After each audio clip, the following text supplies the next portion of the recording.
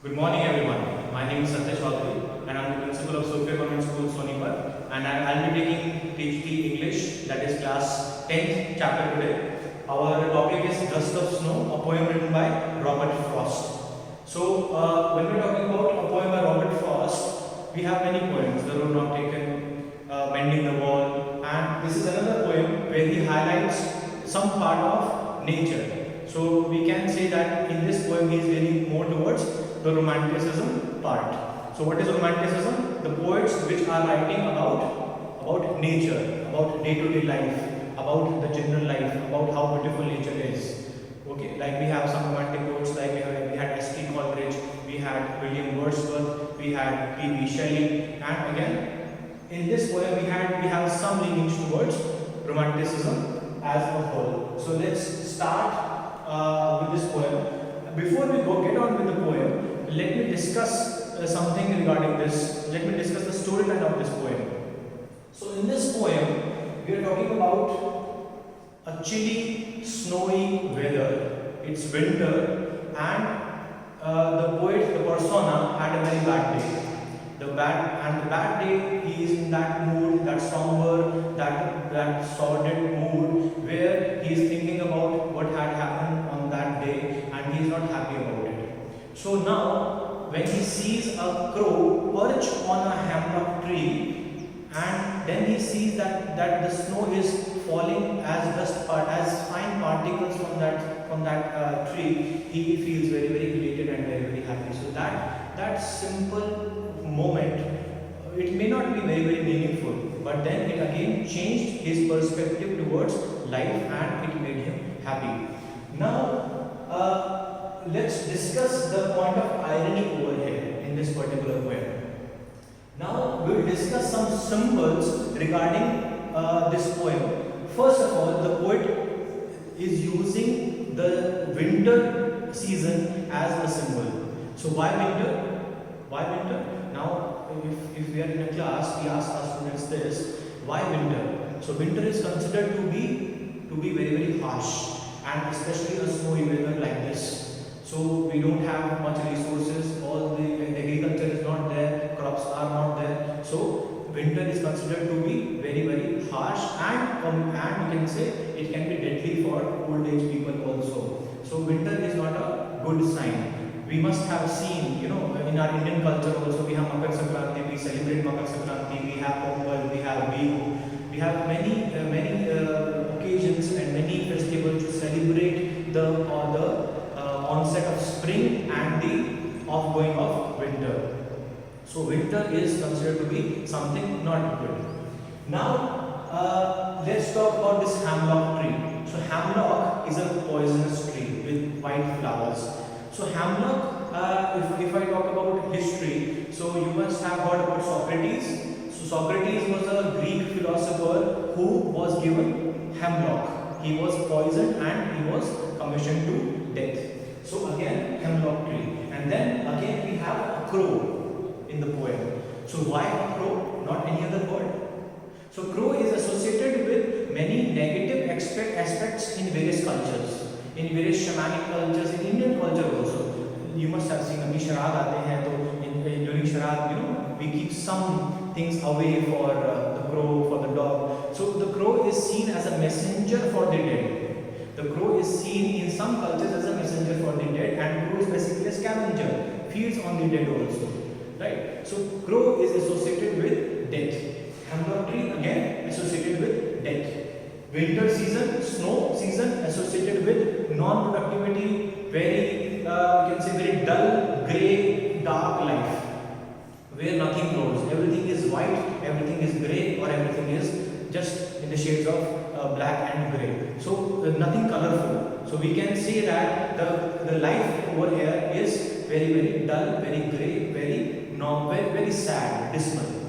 So now coming to the poem, Dust of Snow.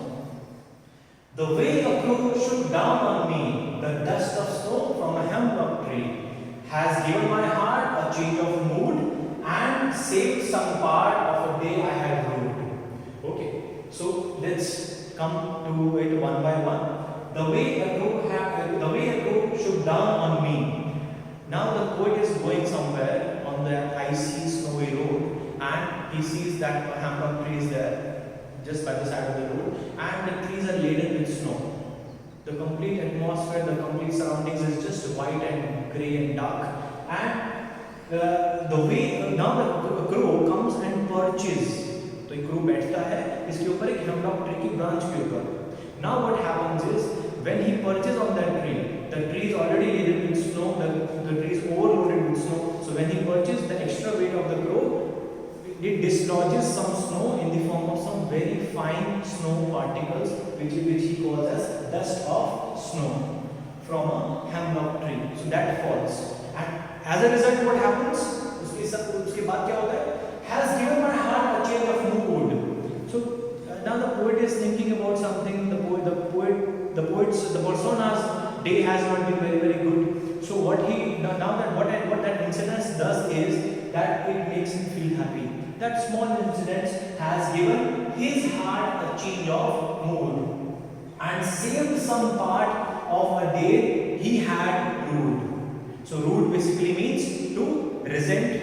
Day basically means to waste basically. So he was not happy that particular day, and now just because of seeing that crow perch on that tree, the day has the particular moment was made for the particular person.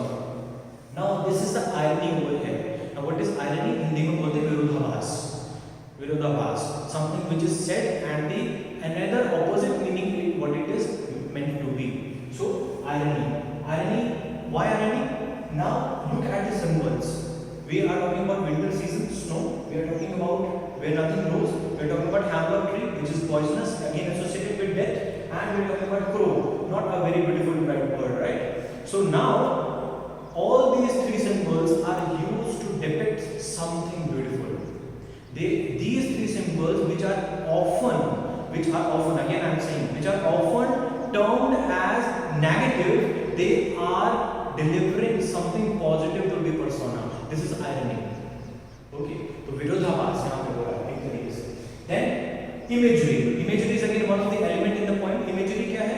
When the poet through his words or her words paints a mental picture in your head. तो मैंने जो आपको बोला कि the way a crow should down on me, जब बैठ रहा है उसके ऊपर स्नो के पार्टिकल्स गिर रहे हैं, the boat is going on the road. So what is happening in your mind? You are having a mental picture in your mind. So that is what imagery is. So this is imagery. Coming to the figures of speech. तो figures of speech हम क्या बोलते हैं हिंदी में? We call them अलंकार. आप सबने पढ़ा होगा क्लास 9th में, क्लास 10th में Hindi also. So I'll be linking my chapter in English to that of Hindi. Okay. So that you have better understanding. So when we are talking about figures of speech, we have alliteration. Now what is alliteration? Repetition of some letters in a particular line. Let's talk about the letters. So we have has given my heart. In this particular line, we have H and H as which is as a letter which is repeated twice in this particular line. So this is alliteration. आपने हिंदी में पढ़ा होगा. हिंदी में आपने क्या पढ़ा होगा? हिंदी में अलंकार में जो आप पढ़ते हैं अनुप्रास अलंकार के बारे में हम बात करते हैं. So this is अनुप्रास अलंकार, or in English we call it alliteration. Then we have save some. Again S and S. Now you will say, sir, ये तो अलग-अलग दूर है. In the same line we can consider them to be as alliteration, and if they are consequently located next to each other, the first letter of the words in a line, the consequent letters, if they are there, then we call it alliteration. Now let's talk about two brother figures of speech, that is called assonance and consonants. So what are these two figures of speech? Assonance. So in a line like this, where we have some vowel letters which are repeated, which are being stressed upon in a particular line. So you see, shook, the O vowel is repeated over here. Down, again O, again on mein O. So in this particular line, a single letter, a single vowel is being stressed upon. जब वो repeat होता है, that is called assonance. And brother. Consonants. So we have vowels, we have consonants. तो वहाँ से याद रखिएगा assonance, a e i u, assonance and consonants. Consonants से consonants. So consonants is what? When some letters, which are consonant letters, are repeated in a particular line in the words. Like of a day I had ruled. So just look at the letter D. The D is repeated again and it is being stressed upon. So this is consonant. D is a consonant. So again D is repeated again and again. So now when we are talking about this particular poem, if you have any doubts, you can leave it to me in the comments. I'll be clearing those doubts. And tomorrow I'll be posting some worksheets or some assessment on the WhatsApp group as well. So now when we are talking about this particular poem, so this poem tells us what? This poem has theme as nature, and the second theme that is regarding the perspective of human mind. Anything of beauty can bring you joy. A thing of beauty is a joy forever. That is what is being said, right? So now when we are talking about nature, when we are talking about, let's link it with the present situation of coronavirus and the lockdown. So on the one hand, we have a very negative picture being portrayed, like there is a lockdown, the economy is suffering, people who are daily wage, who are working on a daily wages, they are also suffering. So that is one thing. But if you look at the positive side, people are spending the time with the family, they have quality time with the family, you can develop a good habit, okay, you can improve yourself in these coming 21 days. So this is what we can work upon. So everything is relative, everything has their two sides of the same coin, good and the bad. So it depends on how we look at it, how we look at it at this right moment. It is a very simple example. जैसा भी आप चश्मा पहनेंगे वैसे ही, जिस colour का आप चश्मा पहनेंगे वैसे आपको दुनिया दिखेगी, right? So it depends on how you look at it. We have three symbols, very negative symbols associated with death, associated with poison, associated with scavenging. They are giving something beautiful. They are giving happiness to the persona. So it depends on how we look at it, right? I wish you all the best, students. I'll be posting some assessments also. That will be tomorrow, and there will be much more videos coming in from my other teachers as well. For class 10th, we are focusing especially on this particular. We are looking forward to utilize these 21 days for the development of the children. So like and share, and I hope there are other students as well in other schools also. So you can also forward my video to all those students as well. So I wish you all the best. Stay happy, stay safe, and stay at home. Goodbye.